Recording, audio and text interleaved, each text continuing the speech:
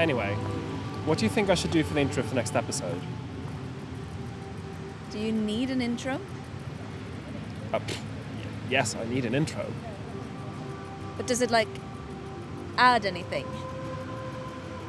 I mean, is it relevant for the theme of the episode? Well, no, I was just gonna do a silly joke or something. You can probably skip the intro.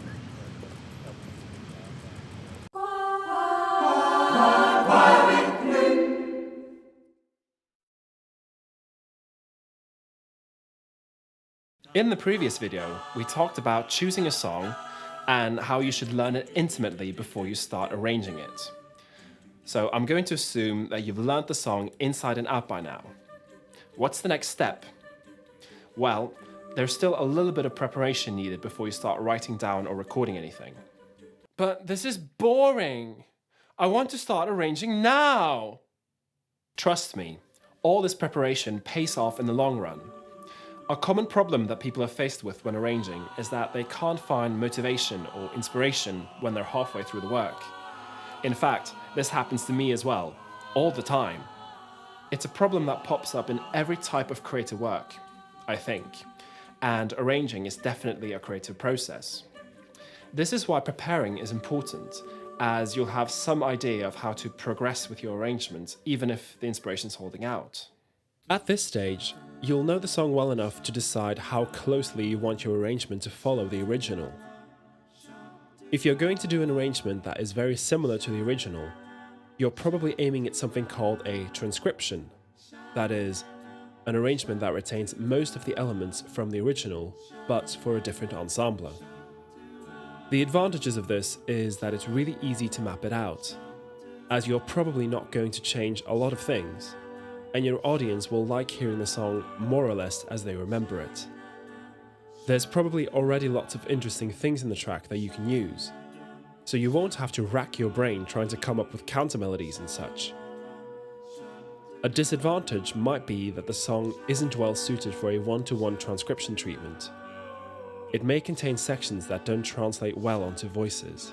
Some a cappella groups, particularly the very famous ones, are very good at emulating instrumental sounds, and so they'll be able to do instrumental solos.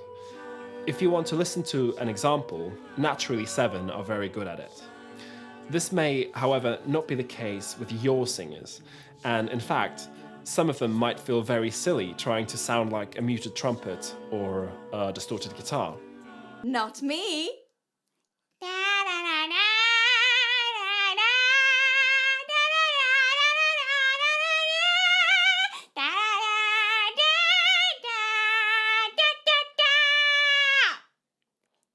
Again, you need to know your singers and know what they'll be comfortable doing.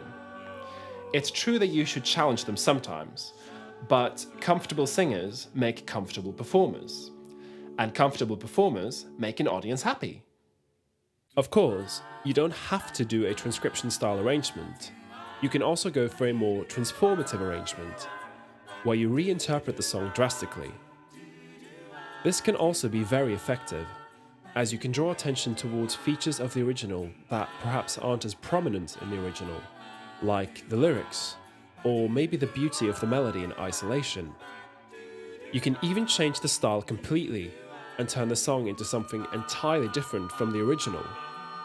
Your imagination really is the limit here, though not all transformations are necessarily going to work. So make sure that your choices benefit the song. Also, you'll be putting a lot of faith in your audience, as they may only get the full appreciation of your arrangement if they know the original well enough to see what you've done.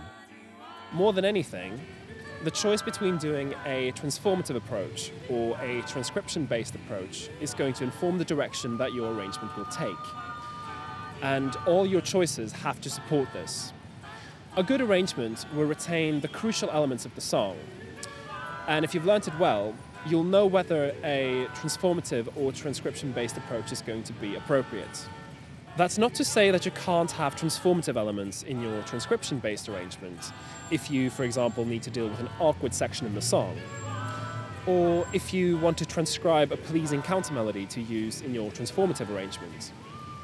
Music, like so many things, doesn't exist in black and white, and many arrangements will fall somewhere between these two extremes. For example, Jolene by Pentatonics, I'd say, is a transcription-based arrangement because it retains the style and most of the features of the original, but it does have some transformative elements here and there. Conversely, A Nightingale Sang in Berkeley Square by Manhattan Transfer is more of a transformative arrangement because the harmonization and interpretation are very different from earlier recordings of the song. Knut, Yeah?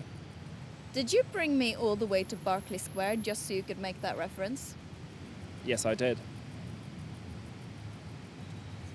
Okay. So, how does one initially make a choice between transcription and transformation? Well, the first thing you should consider is the form of the song. That is, what sections it contains, like verses, choruses, and such, and what order they come in. Certain types of song structure, like verse, chorus, bridge, double chorus, are very common. And there's a good chance that your song will follow a popular song structure like this one. If not, try to figure out exactly how the song is structured, as you'll need to decide whether you'll stick with this structure for your arrangement, or if some changes or cuts are needed. For instance, the original might have an extended guitar solo, and this may not work as well with voices as it does with guitar.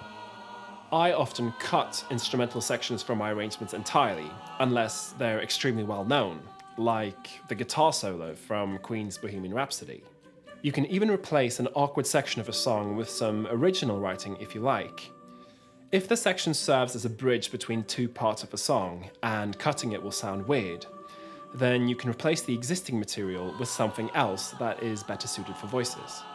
For instance, in LCV's version of Life on Mars by David Bowie, I completely redid the instrumental section after the choruses, using a counter melody that I found in a live recording of the song by the Danish singer Cecilie Norby. Yes, you can find all sorts of interesting solutions if you do your research.